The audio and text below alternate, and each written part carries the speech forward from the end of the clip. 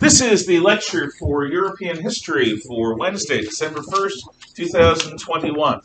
So, this is a question about the wigs. Do you know how they fasten them down, especially if they wore them in battle? Because that would potentially be a possible disaster.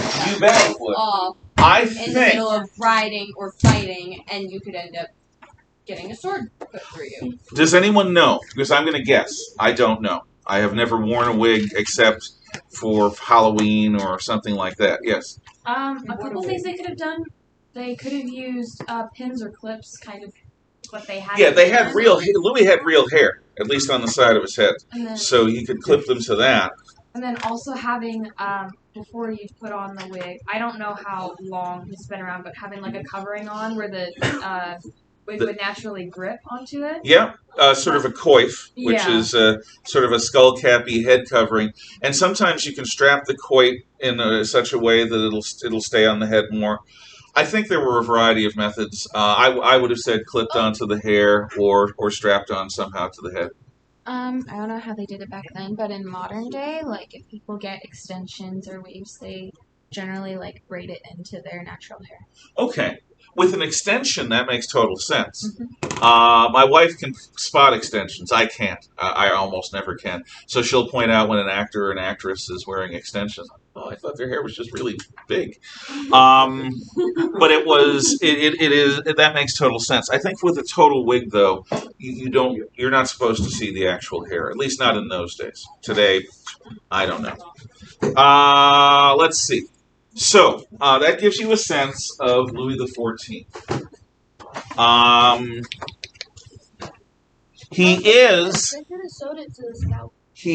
That would be painful. Just a bit, I think. Well, it may happen today with people who get permanent attachments. But, no. No. Now, let's look at some more observations of Louis in your notes on the third page side, which is another quote from the Duc de Saint-Simon, who was observing Versailles culture. It says, right below where it says from King James I Works, 1609, it goes into this next document, which is what I'm going to read to you. I suppose I could have some of you come up and read. Do any of you want to? Really? What do you want us to? No, I love reading, but if you don't want to, fine. If you do, sure. Come on up. So while he's coming up, I'll read the blurb, and then he can read the document. The court of King Louis XIV, Duc de Saint-Simon, Louis XIV of France, or the Sun King, governed his realm by the smallest of details and became the epitome of an absolute monarch. During his reign, he relocated his court and seat of government from Paris to the Grand Palace of Versailles. The decadence of the king and his court is renowned. His godson, Louis de Rouvroy, Duke of Saint-Simon, had the fortune to have grown up in the splendor of the palace of King Louis's court. In the later part of his life, Saint-Simon wrote an account of his experiences in his memoirs, which is considered an important source of everyday life in the court of the king. And you can keep going to the next page until you feel like stopping or until it's over. Fantastic. His natural talents were below mediocrity, average, but he had a mind capable of improvement, perceiving Polish, of assimilating it, and what was best in the minds of others without slavish imitation. And he profited greatly throughout his life from having associated with the ablest and wittiest persons, both sexes, in the various stations. Glory was his passion, but he also liked order and regularity in all things. He was naturally prudent, moderate, and reserved, always master of his tongue and his emotions. He was also naturally kind-hearted and just. God had given him all that was necessary for him to be a good king, perhaps also to be a fairly great one. All his faults were produced by his surroundings. In his childhood he was so much neglected that no one dared near go his room. He was often heard to speak of those times with great bitterness. He used to relate how, through the carefulness of his attendants, he was found one evening in the basin of a fountain in the Palace Royal Gardens. His ministers, generals, mistresses, and courtiers soon found out his weak point, namely his love of hearing his own praises. There was nothing he liked so much more as flattery, or to put it more plainly, adulation. The coarser and clumsier it was, the more he relished it. That was the only way to approach it. If he ever took a liking to a man, it was invariably due to some lucky stroke of flattery in the first instance, and to Indefatigable. Perseverance in the same line afterwards. His mind was occupied with small things rather than with great, and he was delighted in all sorts of petty details such as the dress and drill of his soldiers. And it was just the same with regard to his building operations, his household, and even his cookery. He always thought he could teach something of their own craft, even to the most skillful professional men, and they, for their part, used to listen gratefully to lessons which they had long ago learned by heart. He imagined that all this was shown to his indefatigable industry. In reality, it was a great waste of time, and his ministers turned it to a good account for their own purposes. As soon as they learned the art of managing him, they kept his attention engaged with the massive details, while they contrived to get their own way in more important matters. Excellent. Thank you, sir. So, there's a lesson here. If you ever have to work for somebody who's a bit of an egotist, and Louis XIV is just a bit of an egotist. When you call yourself Le Roi Soleil, the Sun King, the bright shining center of the universe around which everything orbits, that indicates a tendency towards vanity. But it goes beyond that. Louis's most famous quote is "L'État c'est moi." L'État c'est moi. That's spelled L'Etat space C''est space MOI. L'État c'est moi. Which means, I am the state. I am all that is France. Can you do that one more time? Certainly. I will even write it up here. Oh, not the white one. It is. Let's see. How about blue? L, capital L, apostrophe, ETAT, space, C, apostrophe, EST, space, MOI. L'État, c'est moi. L'État means the state. C'est moi means I am. I am the state. I am all that is France. If you have someone that you have to work for that's like that, bogging them down in trivial details is a good way to get your way. Oh, really? Tell us about this wisdom, Your Majesty. And this wisdom is how you polish your buckles on your shoes and garters. Getting him to look less at the army and more at the drill of the palace guard. Details. There are certain people who become leaders who don't understand that genuine leadership is not always about details, it's about the big picture. You should be able to grasp details. You should be willing and eager to go in and look at what your subordinates are doing. But your job is not to manage that section of the job. Your job is to oversee the managers of all the different sections of the job. So Louis could be like a fly or a butterfly drawn to a fire after dark, attracted by and beguiled by the details of the world around him. But he was a wishing well with legs. He was the bright shining center of the universe. And this is all in imitation of the Chinese emperor. Versailles is an imitation of the Forbidden City. And this king establishing himself as the center of France, as the indispensable decision maker, is what a vain, individualistic Westerner would think of the Chinese concept of the Son of Heaven without really understanding it. Because the Son of Heaven was a primarily religious office, and while the King of France was certainly a most Catholic majesty, his job was different than the Chinese emperor, a much more active involvement in policymaking. So, how does the king manage things? He replaces the nobility as the managers of his regions with the bureaucracy, the Western version of the mandarins or the shit. How does he deal with the cities? He does the same thing. The cities of France, like every other medieval country, were basically self-ruling within the kingdom, because the techniques that a person could use to rule the countryside were not the same as those techniques that you would use to effectively run a complicated urban center. But Louis replaces the semi-independent constitutions of many of the great cities of France with royal bureaucrats appointed by the king to manage and administer the cities. So the freedom of the nobles to have creativity is gone, and the freedom of people in cities to run their own affairs is gone. All of this is great centralization of power.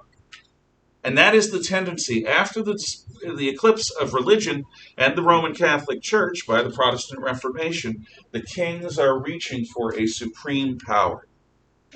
Now, we're going to look at the Enlightenment philosophy of Thomas Hobbes. And you will find this in the notes. Oh, before I do that, I've got to do a rough comparison of England and France for the roughly 800 years between 1000 and 1800, because this is background that you should know. Normally I do this before going into Louis and Versailles, but this year I did it a little differently. May or may not have been a wise choice. So, 1,000 years ago, around the year Anno Domini 1000, France had a weak monarchy with strong nobles. The dukes and counts, the marquises and barons of France were much more powerful as a group than any French king in the High Middle Ages. And this is because France was so big, the king could not master the detail of running that country. There are very few people who are literate. The king is relatively weak. He's the most powerful nobleman in France. But if it's a choice, the king cannot impose his will upon his nobles, except in the most rare of occasions. In fact, sometimes the king is not even the most powerful noble in France. In England, in the year 1066, the Anglo-Saxon kingdom of King Edward the Confessor is conquered by William the Bastard of Normandy, the Duke of Normandy. That is what people called him, not to his face, but about him, because his parentage was unclear.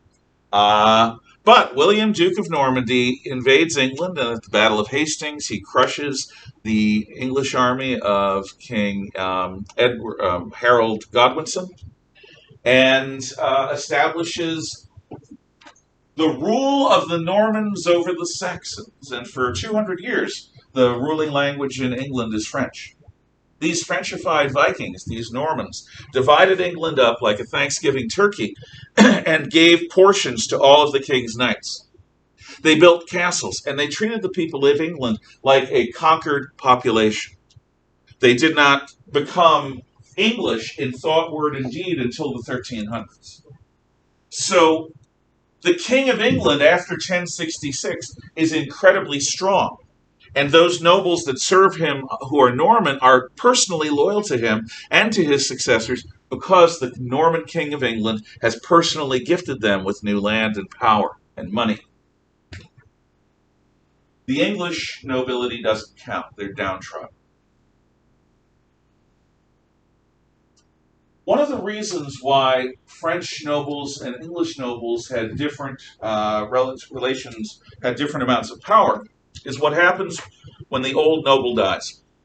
Let's imagine that I am a marquis, which is like a count. I rule over a county-sized area in the name of the king and in God's name. And I have 4 children. I'm cursed by having 3 daughters, daughter 1, daughter 3, daughter 4, and a son. Okay. It would have been better if I had more sons, but I love my daughters. In any event, I'm going to die, and everyone knows it. And you're maybe waiting for that. In England, what might happen, yes, daughter number 3, or child number 3, daughter number 2. Don't take it seriously. I won't. Wait, does count come from the word county? Yes, the word county comes from the word count. Yeah, that's it. Goodness. Yeah, and marquises are counts in France. Yeah. Okay, thank you. They're called margraves in Germany. So, in England, I might divide my inheritance. You'd get the chief inheritance because you're my boy, and we look so much alike. And Your husband would get a dowry, and your husband would get a dowry, and your husband would get a dowry to make the marriage alliances work. Now, if I had 4 sons, God, I must have upset God because I didn't. But if I had 4 sons, I would have divided my land up. Maybe my eldest would have gotten most of it, but my second son would have gotten some, third son, fourth son would have gotten a little bit. That's called dividing inheritance, dividing legacies. Most Americans do that. So you have somebody who's a parent, they're going to pass on, they write a will, and they divide their inheritance among their various children or whatever. But in France, they have a system called primogeniture. Primogeniture means the firstborn inherits everything. And let's say for a moment that Jackson is firstborn and son. It makes things simpler. So instead of me dividing my inheritance, you get it all. Now, you are morally responsible for making sure that your siblings are cared for. If they're women, that they're married well. If they're men, that they have gainful employment. But you get it all. Not because I don't like them as much as I like you. Maybe, maybe not. We'll see. But because for the family, keeping the inheritance unified builds our power slowly, because you're going to get married, you're going to have a marriage alliance. So the family, the dowry that your wife brings into the family is going to be added to everything I have. And so when you pass things on to your children, your eldest born son or child, they get everything plus their marriage alliance. And the noble family grows stronger generation by generation. If, on the other hand, I'm in England and I divide things up, then I have pleased my children. And you've each gotten something worthwhile, but the family weakens. Weakens at death, inheritances are divided, and then they're strengthened by marriage alliances and by other acquisitions, but then they're weakened by division. What if the firstborn is a woman? Well, this is the thing. There's a term that I should introduce you to, and I will, in purple. It is called Purple? Purple. The Salic Law. It may be big. I mean, it's 2 whole syllables. Salic. The Salic Law. Salic Law is a Central European idea. The English don't really practice it. The French, I think, did at times. But in Central Europe and in Eastern Europe, the Salic Law says that only male children inherit. So you would never, or almost never, have a ruling queen in a German area or anywhere else in Central Europe. The exception to this is the Emperor Maria Theresa in Austria in the late 1700s. But except from her, basically only males inherit. So if we were in an area that had the Salic Law, you'd get it all, not just because you're the son, but not just because you're firstborn, but because you're the son. You would be responsible for making sure that your sisters had good dowries so that they had good marriages. Remember, marriage is not about love. Marriage has nothing to do with love. Marriage is about land. Okay. It's about family power. If you are upper class, one of the burdens that you have is you have to marry who your father chooses for you, because it's about property. It's about family alliances. Then your older brother or your uncle, your senior, then you're probably not a noble woman. Or you'll appoint, somebody will be appointed to be like your guardian. Because you can't trust the women's to handle life themselves, so they get guardians. It's true. You can't trust women? Sorry, what? The women's. It's what I say whenever I want to tweak feminists. I talk about D-A-W-I-M-M-E-N-Z. The women's. Wait, how do you spell that one more time? The women's. D-A-W-I-M-M-E-N-Z. M-N? What? I was See, like, Tiana, you would have a better chance of getting answered if you raised your hand. Yeah! great, I forgot. Okay, that's fine. Scare her. Come back. She's fearless. I don't worry about scaring her. If you think of it, raise your hand and we'll come back. The Salic Law says only males inherit. England doesn't have one. So England has a series of ruling queens, like Elizabeth I, like Queen Anne, because females can inherit in England. They can't in many places in the continent, on the mainland of Europe. So primogeniture helps the French nobility continue to be strong relative to the king, whereas in England, the nobility is constantly engaged in a process that economists would call creative destruction. They expand their power, and then they lose their power by dividing inheritances. They expand it again, they lose it again. And there's basically the trend is not for nobles to overcome the king. Magna Carta in 1215 is forced on an incredibly unpopular King John. King John of England used to be called Lackland because he was the youngest son, and that means he would not get any land as his inheritance. There's a play called The Lion in Winter, where John, as a young man, is supposed to have said to his family, "I'm so popular, if I were on fire, so nobody would so much as piss on me to put me out." It's a wonderful play. It may seem a little vulgar, but it's a wonderful play. I've been trying to get Ms. Fleming to do The Lion in Winter for years, but instead she does Chekhov. So, in any case, Chekhov is better. which was good. Oh, you say that. You've never seen Lion in Winter. But Chekhov is really See the movie. It's Russian, so. Yes. So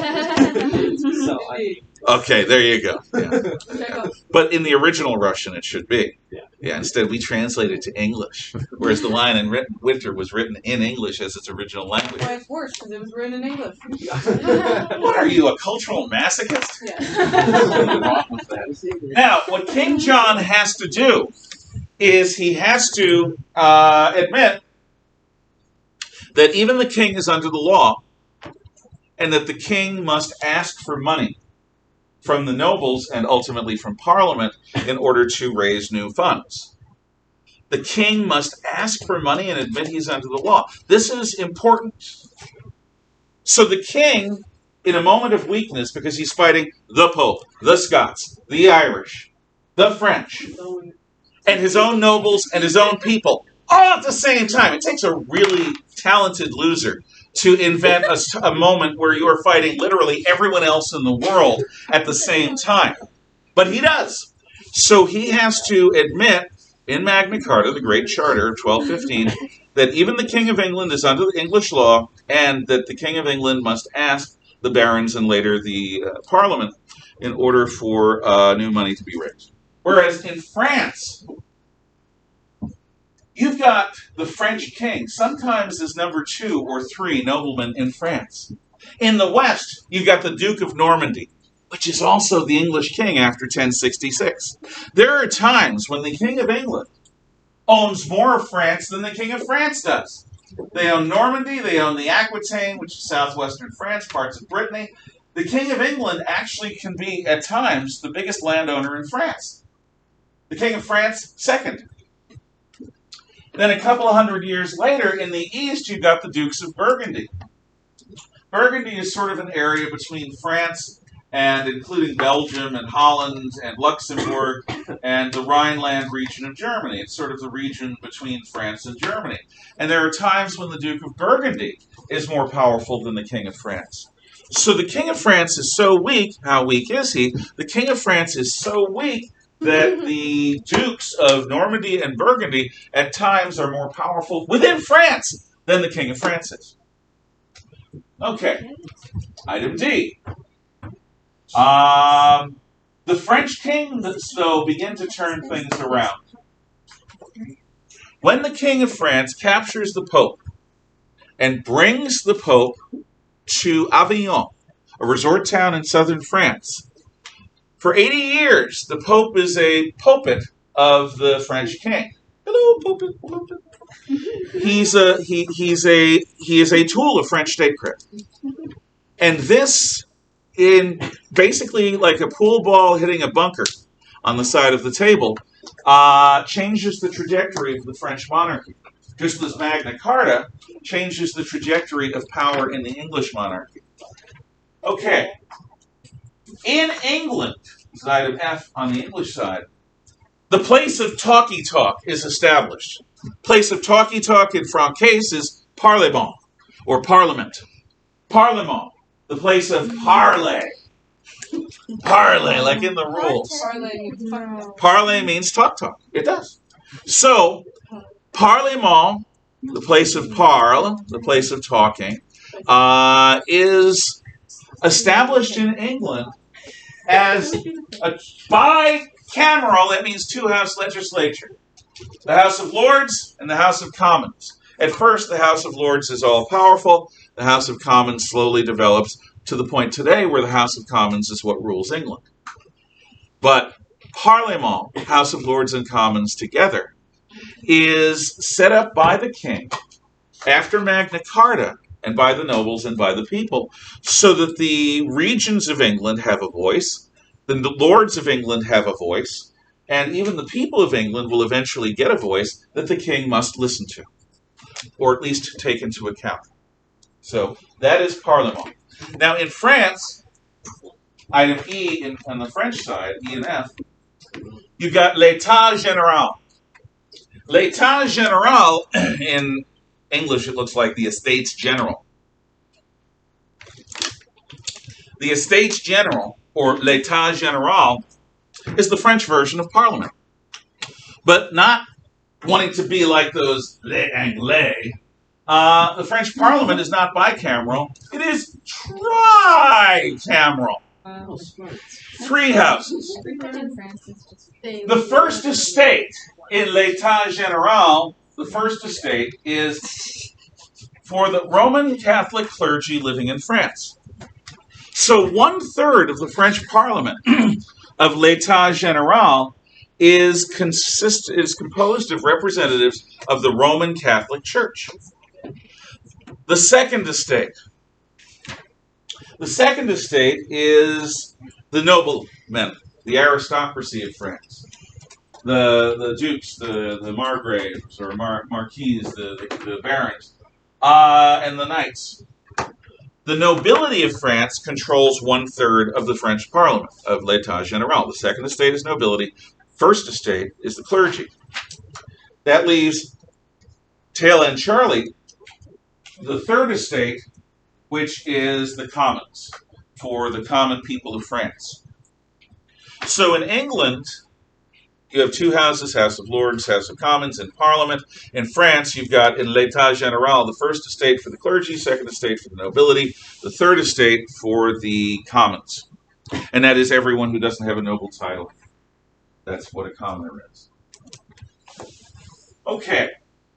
In England, especially as the 15 and 1600s develop, you have a growing religious diversity.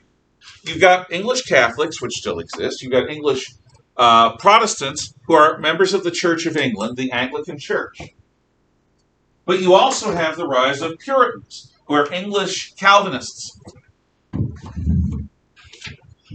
And in England, this diversity is going to play into the Civil War. One of the king's problems is that his wife, King Charles's wife, Henrietta Maria, is a French princess who is deeply Catholic. And everyone who is Anglican or Puritan is afraid that she's going to turn England Catholic again. She's going to get her husband to do it. Last time that was tried was Bloody Mary, and it didn't work out too well. So, religious diversity is something that the kingdom has to take into account. At first, they do so by discriminating against Catholics and Puritans. But eventually, England is richer for having this multitude of religious traditions. In France, instead, you have a Roman Catholic unity. The Roman Catholic Church is in partnership with the government. So you might ask yourself, well, if there's Roman Catholic unity, what about these guys? What about the Huguenot? Does anyone remember from chapter 1 or unit 1 what the Huguenot are? Huguenot.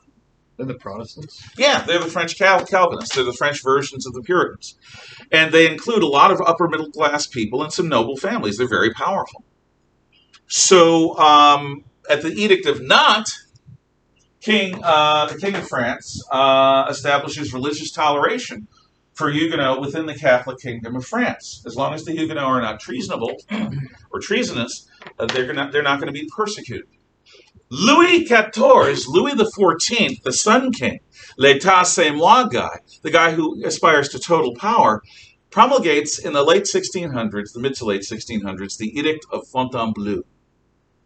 The Edict of Fontainebleau, which is something you should know, and I'll spell therefore Fontainebleau for you. Fontainebleau. Fontainebleau. The Edict of Fontainebleau. Fontainebleau. Fontainebleau. Fontainebleau. Maybe there's an IEU. I don't know. I don't write French. Fontainebleau. BLIEU. Do any of you French speakers have an opinion? Should Fontainebleau have an IEU or an EU at the end? IEU. It's EU. It's EU? Oh. Okay, that's fine. Thank you. Thank you I'm both. not in French, I'm in Spanish. Then why, other than your mercurial nature, are you answering? Okay, so the Edict of Fontainebleau revokes toleration. It says the Huguenot can convert to Catholicism or get the hell out of France. And a lot of Huguenot do. A lot of Huguenot end up going to America, to an area between Maine and Nova Scotia that was called Acadia. And when the English take over those areas, the French move to the swamps near New Orleans, Louisiana, at the mouth of the Mississippi River. The swamp-like Cajuns of Louisiana's backcountry, Cajun from Acadian, and they are the descendants of the French Huguenot. Okay. What's going on in England in the mid-1600s is a civil war between Parliament and the King, which Parliament wins. You know how you can tell? Because Parliament didn't get beheaded. The King got beheaded. You can tell who loses a war by who gets beheaded. It's a simple thing. King Charles loses his head. King Charles I lost the English Civil War. So what happens in England is, this is item J, Enlightenment philosophy is going to become the order of the day. King Charles' son and his grandson continue irritating Parliament. So in 1688, Mary, who's one of the daughters of the old king, who's a steward, marries Duke William of Orange of Holland, a Protestant king. And the Parliament invites William and Mary to come into England and take the place of King James II. And they do this, and James flees to Ireland and then to France, and then it's just an ongoing sword until the Jacobites all die. King William and his wife, Queen Mary, established what is called the Glorious Revolution of 1688. And in the Glorious Revolution of 1688, they hired John Locke, one of the Enlightenment philosophers, to write the English Bill of Rights, which is passed into law in 1689. The English Bill of Rights and the Glorious Revolution are the role model that the American revolutionaries used in 1776 to 1789. It's something very few American students learn a lot about. We're going to talk more about it because it is important to us. So in England, you have Enlightenment philosophy becoming more the rule of the day. Whereas in France, the kings are getting more and more powerful. Absolutist philosophy sets up an absolutist monarchy. Whereas in England, Enlightenment philosophy sets up a constitutional monarchy. In England, the middle class is growing at the expense of the lower class. Who is the middle class? Lawyers, merchants, bankers, doctors, architects, people without noble title who are gaining wealth and power through that wealth. That's the middle class. Our society is run by the middle class. We do not have an aristocracy, a hereditary aristocracy. That may change, and if it does, it would be a terrible shame, but for the moment, we don't have one. We are ruled by our middle class. In England, the middle class grows because of Magna Carta, because the king is not above the law, because you are able to rely on your property rights. And so Englishmen are much more willing to go into business, take risks, and invest in their businesses because the king can't take the business away. In France, they can. In France, if the king likes your business, he'll take it. He may give you a noble title But he's going to take your life's dream because the king in France is above the law. In England, below the law. In France, we have the rise of the lower class at the expense of the middle class. Power flows during this entire 800-year period from everyone else to the king in France. Whereas in England, power flows from the king to the nobles, to the people, after Magna Carta. So these two trends are important to know. Next time, we will talk about the Enlightenment philosophers, starting with Thomas Hobbes. Any questions, comments, or thoughts? Salic law is something that you're going to want to know. Yes? Guess how many, okay, so you know the Unit 1 exam? Guess how many pages of corrections I have? 12? 7. Wow. Could be worse. Yeah, Could but be worse. I also, yeah. Well, that's called earning your points. That's a good thing. Yeah. Any other questions, comments, or thoughts? Okay. Thank you.